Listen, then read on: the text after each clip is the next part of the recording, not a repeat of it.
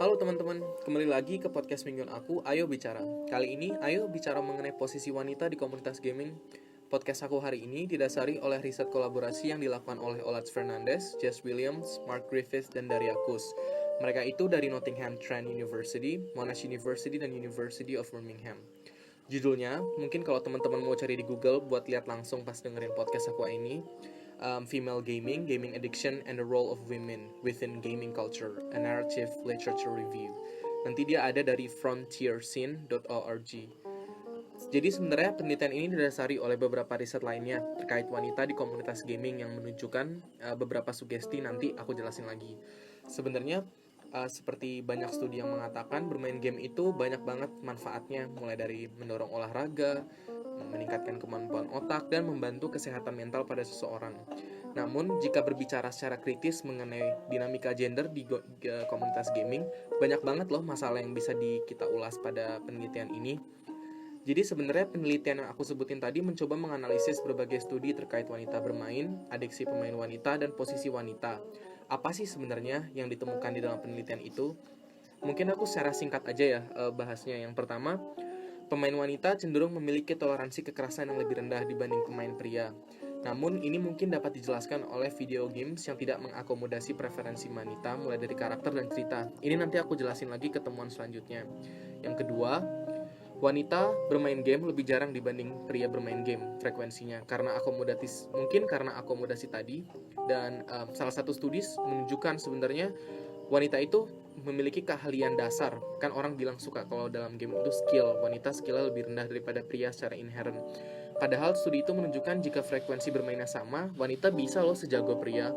Namun karena memang studi dari 9.000 pemain dan respons 18.000 dari 2 video games online besar secara internasional, dua-duanya itu menunjukkan pemainnya memang 82% dan 74% itu pria semua.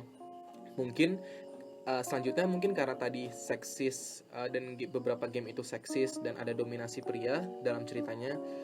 Di sini ditemukan bahwa menggunakan karakter dengan gender yang sama memiliki korelasi dengan tingkat agresi. Nah, sering banget kan video games itu karakter utamanya adalah pria, dan ini cenderung buat para wanita yang gamer ya, pemain wanita yang memiliki agresi yang lebih minim karena karakter yang digunakan bukanlah wanita, dan seringkali cerita-cerita itu melibatkan kekerasan terhadap wanita yang tidak bisa dimainkan di dalam video games. Karena itu mungkin bisa dijelaskan dari beberapa industri gaming ini sendiri yang mereka memang pengen berorientasi pada market atau audiens pria dan kepercayaan maskulin, di mana wanita itu tidak ditoleransi dan direduksi empatinya sehingga sering menjadi korban kekerasan, korban seksual, dan lain sebagainya dalam cerita video games tadi. Selanjutnya, wanita kerap direpresentasikan dalam video game secara seksual dengan berlebihan, mulai dari tampilan sikap, fisik, dan lain sebagainya. Tampak dengan game, wanita kurang representasi, dan jika ada image atau gambaran seksual seperti payudara besar, pantat besar, dan pinggang kecil, yang semua ini dianggap penelitian ini kurang realistis atau bahkan tidak realistis sama sekali. Selanjutnya, budaya gaming itu didominasi sih emang secara kesimpulan oleh pria, sehingga wanita tuh cenderung tidak engage, tidak lama-lama kalau ada di komunitas gaming itu tadi. Kalaupun ada, pemain wanita yang terkenal itu dilihat sebagai token aja atau sesuatu yang dielulukan karena hanya dia wanita dan dianggap sebagai objek seksual.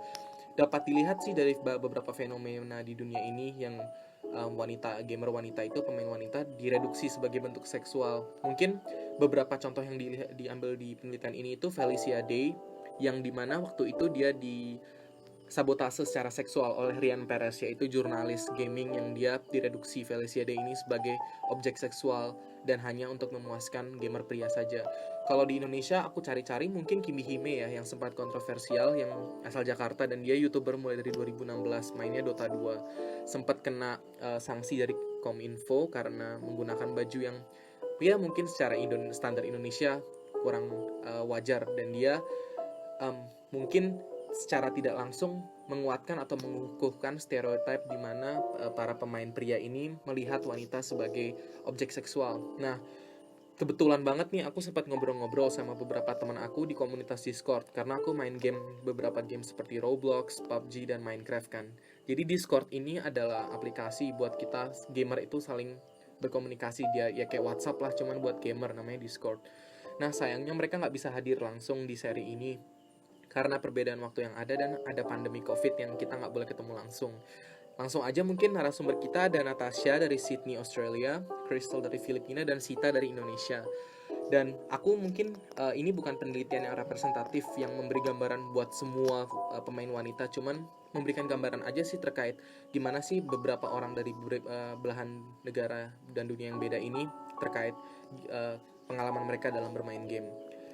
Pertama mungkin mulai dari Natasha dulu. Natasha banyak sekali menerima pesan terkait kayak send notes atau mungkin kirim foto telanjang dari komunitasnya di Roblox dan Minecraft. Karena Natasha sempat menggunakan foto aslinya di Discord. Bahkan dia pernah dibongkar privasinya, mulai dari lokasi dan alamat IP atau internetnya oleh cowok yang dia nggak kenal sama sekali. Mulai dari itu, Natasha copot foto profilnya dan ganti nama biar dia nggak kelihatan feminim oleh orang-orang. Dan dia bilang ke aku dia benar-benar trauma dengan apa yang dilakukan. Teman aku ini dia udah lapor polisi di Sydney, cuman karena mungkin ini ranahnya internasional dan anonim, polisi Sydney bilang tidak bisa berlaku apa-apa terkait ini, dan kalau memang ada sesuatu yang lebih jauh, yang lebih real, mungkin baru bisa bertindak. Selanjutnya buat Crystal, yang ini bukan nama asli dan nama samaran dari Filipina, juga merasakan hal yang mirip-mirip sih. Jadi Crystal ini sempat menggunakan foto profil aslinya juga, dan langsung dia diajak gabung ke grup yang dia mintai foto telanjang dan lain-lain yang sangat seksual. Crystal sempat diajak telepon dan dia menerima karena dikiranya cuma mau temenan. Namun, cowok itu waktu itu langsung dari Amerika Serikat katanya dia, dan umurnya 13, menampakkan kelaminnya. Crystal juga pernah dibongkar privasinya oleh pria yang tidak dikenal dan membongkar alamat dan nama asli dia. Tentu aja ini bikin Crystal bener-bener trauma, dan akhirnya teman aku ini si Crystal memutuskan buat lepas dan delete akun Discordnya karena dianggap ini udah bukan safe place atau tempat yang aman bagi dia. Dan dia baru-baru ini bikin baru lagi dengan nama samaran dan foto profil cowok di internet yang diambil secara asal. Terakhir mungkin narasumber kita yang ada di Indonesia yaitu Sita, yaitu dia itu salah satu temanku yang juga gamer aktif banget, dan dia main PUBG, dan gendernya yang dia mainin macam-macam, mulai dari Sims 4, FIFA, GTA, dan lain-lain.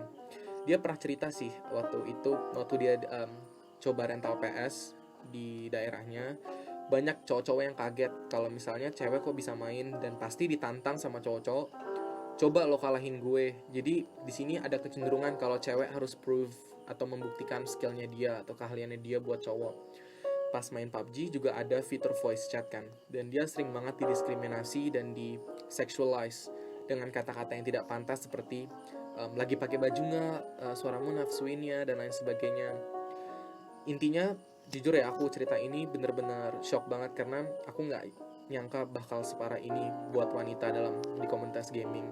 Mereka berharap sih tiga-tiganya kalau misalnya komunitas gaming itu bisa lebih inklusif, tidak diskriminatif, nggak ngelihat cewek cowok itu ada perbedaan, kalau misalnya cewek lebih jelek, cewek cuman main yang nggak kompetitif dan lain sebagainya.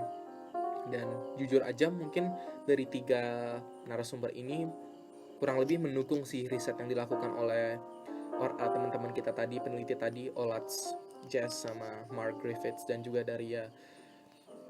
Mungkin itu aja sih yang bisa aku sampaikan di episode Ayo Bicara kali ini. Mungkin saran yang bisa diambil dari semua ini adalah gamers dimanapun kalian berada bisa lebih membuka tangan lagi bagi pemain wanita, sehingga komunitas gaming bisa lebih inklusif dan tidak memandang salah satu gender lebih rendah atau bahkan lebih parah lagi melihat sebagai objek seksual dan objek lainnya, karena merupakan bukan hal yang asing ya. Mungkin kalau misalnya dibilang kalau misalnya di komunitas gaming itu cewek itu jarang banget dilihat sebagai orang yang setara, dan memang terkenal sekali komunitas gaming di internasional itu diisi oleh, ada sih sebutannya, ada orang white straight male istilahnya, atau enggak orang kulit putih yang heteroseksual, dan dia pria yang dia sering melakukan diskriminasi terhadap ras lain, terhadap gender lain, dan lain sebagainya. Jadi mungkin kedepannya semoga komunitas gaming bisa lebih inklusif lagi. Itu aja mungkin teman-teman, terima kasih.